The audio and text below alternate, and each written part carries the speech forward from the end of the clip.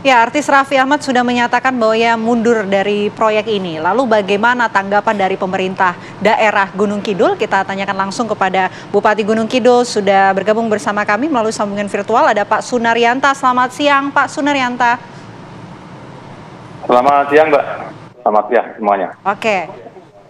Pak, mungkin pertanyaan pertama saya begini, Pak. Ini kan kabarnya juga dari pemerintah daerah Gunung Kidul memberikan kemudahan bagi investor untuk menjalankan proyek ini. Ceritanya seperti apa? Mungkin bisa diklarifikasi, Pak Bupati. Baik, terima kasih, Mbak ya semuanya. Kemudian juga bagi para pemirsa, apa kabar Indonesia siang. Sebetulnya pemerintah dengan visi misi salah satunya adalah tentang investasi. Nah, beberapa waktu yang lalu kemudian sudah ada beberapa para investor yang masuk ke Gunung Kidul. Salah satunya adalah melihat tentang kawasan wisata di wilayah selatan. Namun beberapa waktu yang lalu saya juga dilaporkan ada beberapa investor dan salah satunya adalah yang viral yang saat sekarang sedang viral ini ya, salah satunya adalah Mas Raffi Ahmad. Memang betul Mas Raffi Ahmad saat itu ke Gunung Kidul dan mengajak saya di salah satu tempat di kawasan selatan untuk melihat dari salah satu tempat yang Raffi Ahmad sudah beli kawasan itu. Kemudian di sana kalau di situ tadi terlihat saya meletakkan batu pertama, itu sebenarnya sebuah penanda bahwa di tempat itu akan dibangun sebuah venue baru di Gunung Kidul. Itu bukan meletakkan batu pertama. Jadi saya sebagai bentuk penanda saja di situ. Karena apa? Karena perizinannya ini kan belum selesai. Ya, mereka belum mengajukan tentang perizinan ini.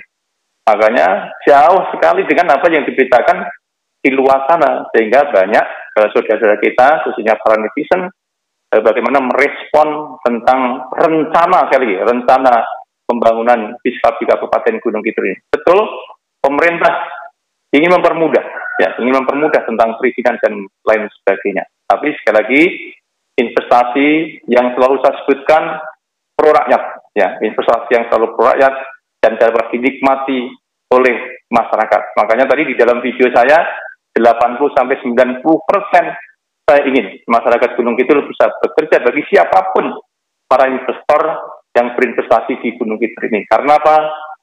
Jumlah penduduk kita, Mbak, ada sekitar hampir 800.000, ya, 776.622 ini yang perlu mendapatkan penghidupan yang layak. Nah, salah satu investasi ini sebenarnya yang akan kita jadikan sebagai jalan keluar bagaimana tentang kemiskinan, stunting, kemudian juga pengangguran, bagaimana tentang indeks pembangunan manusia yang keinginan kita bersama masyarakat Gunung Kidul, kita ingin keluar dari seperti tadi. Itu aja kalau pemerintah itu. Jadi Mas Raffi saya rasa juga memiliki satu budi baik ya ke arah ke situ. Saya juga sama dengan pemerintah, dengan masyarakat. Tetapi sekali lagi karena ini belum waktunya seharusnya.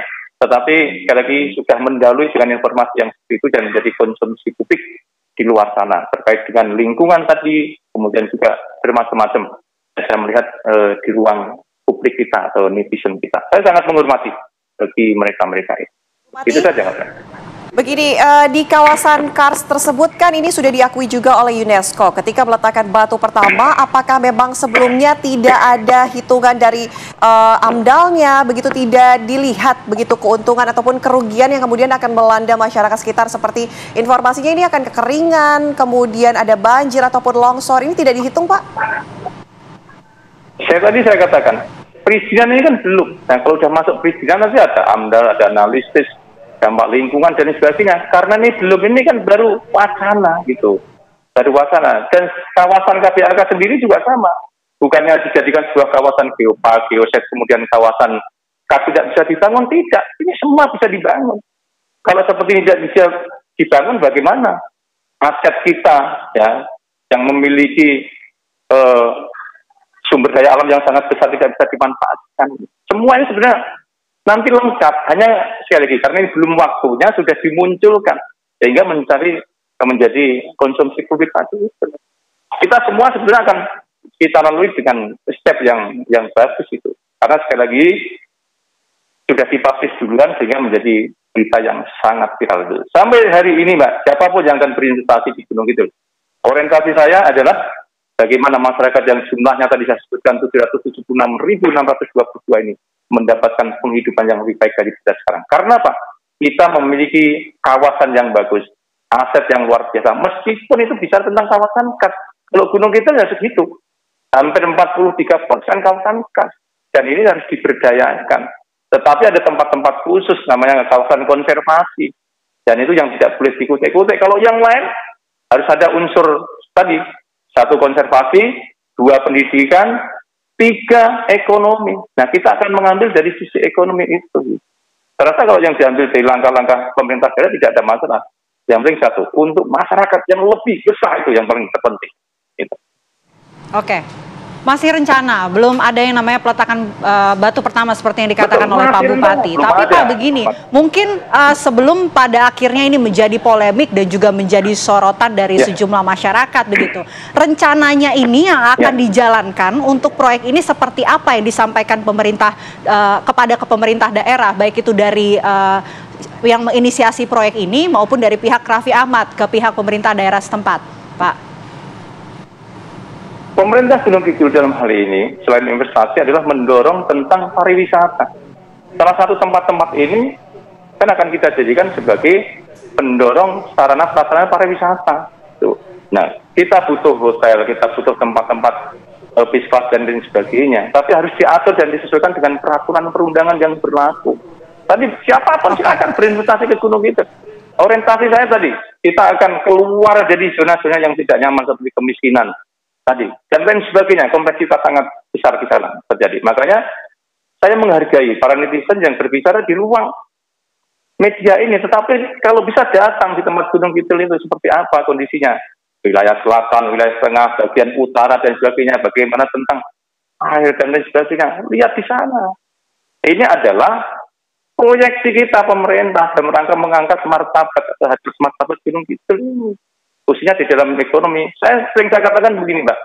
Kita ini di klaster ya, sebagai geopark, oleh UNESCO dan sebagainya. Tetapi kalau tidak memiliki nilai kemanfaatan yang besar terhadap ekonomi di Gunung Kidul, apa gunanya dinamakan geopark gitu.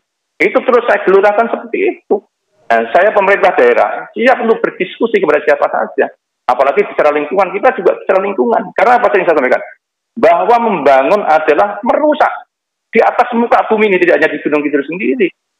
Tuh. Tetapi untuk apa merusaknya itu? Untuk kepentingan yang lebih besar demi masyarakat Gunung Kidul dan bangsa ini tentunya.